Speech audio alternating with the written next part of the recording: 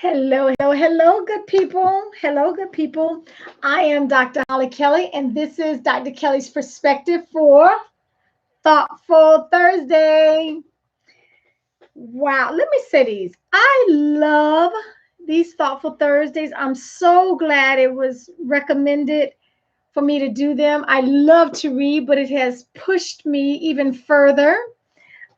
So I appreciate you. Well, hello there, Scoop and JB. So nice for you to jump on and join me. Okay, so for those who are not familiar, um, on Thursdays of every week, I take and do a book review or a podcast or, hey, grand lady, some kind of uh, review that I have found very helpful for me. And so I figured I'd share it. I read a lot.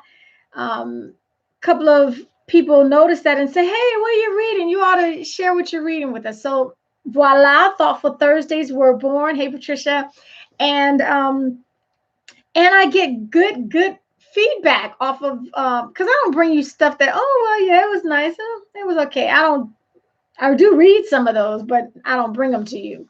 I bring those books, those podcasts, those interviews, those articles that really make a difference for me, that move me, that change the way I see things, that give me a different perspective, that make me say, oh, wow, I think that could work. And so that's the same with this week's selection. It is Monday Morning Leadership by David Cottrell. And I was looking, I'm going to do this one maybe this year, but he also has I think he has a full week's worth of little thin mentoring books, but this is Tuesday morning coaching sessions, but the one we're doing today, reviewing today, is Monday Morning Leadership.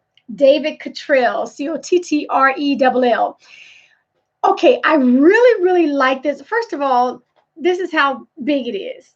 You could read this in one sit down, and the way he chooses to write it is in like a parable. So it's a story. You got some, a mentor and a mentee, a very successful mentor. So that's why you don't need to judge a book by its cover.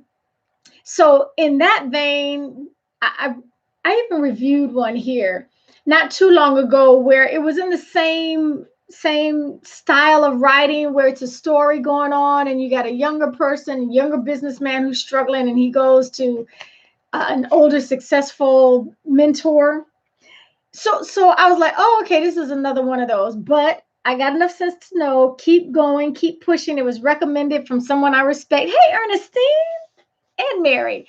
So anyway, the reason I kept going, I'm so glad I did, is because of, I don't think there's anything earth shattering, but the way he puts it, the way he makes it a reality is applicable to all of us, even those who are like, well, I am not in the workforce anymore. I am not interested. I am out here working, but I do not have any people.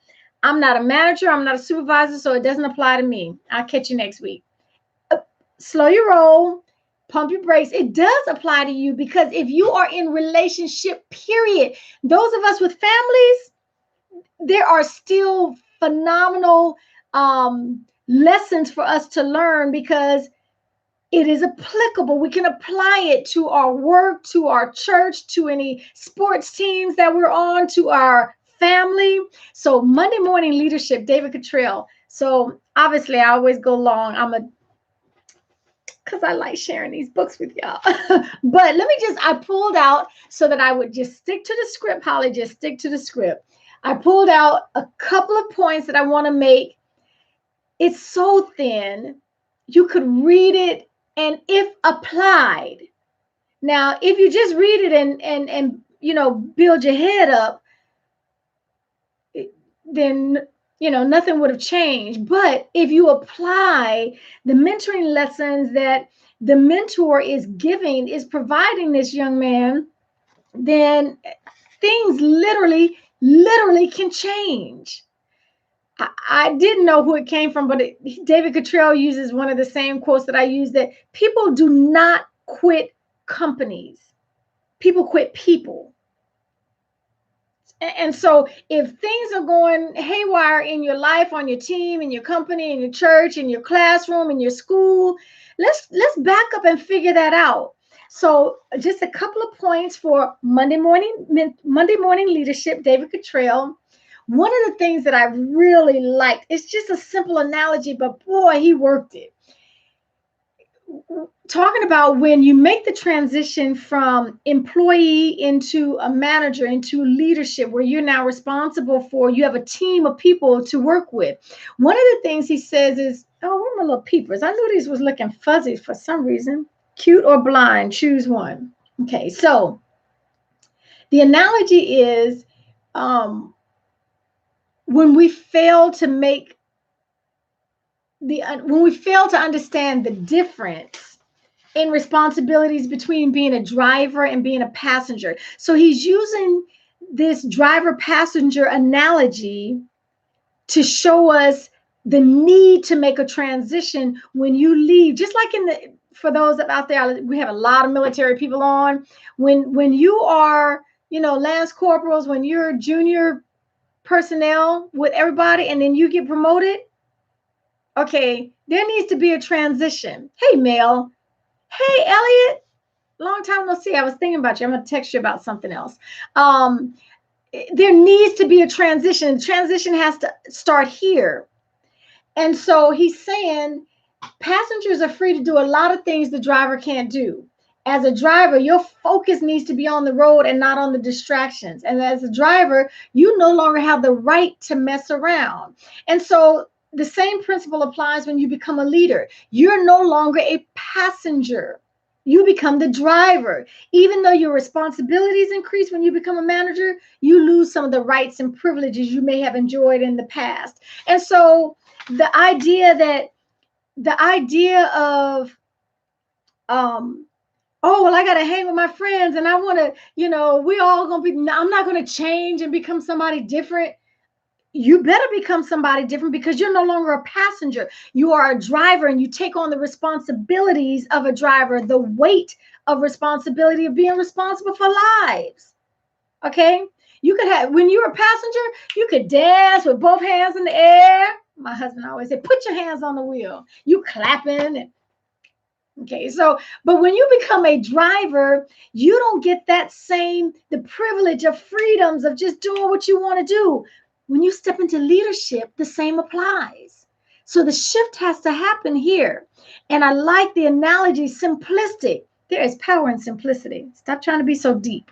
Okay.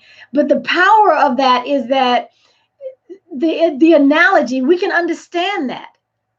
You have to shift from being a passenger to a driver. Tremendous difference in responsibilities. Something else I really like, he talked about management land and the fact that we have to escape. I'm talking Monday Morning Leadership by David Cottrell. That is this week's Thoughtful Thursday selection. We have to escape management land. Ooh, that was something else good, but I didn't mark that for y'all, so it's gonna take me past my time, which is disappearing. But management land,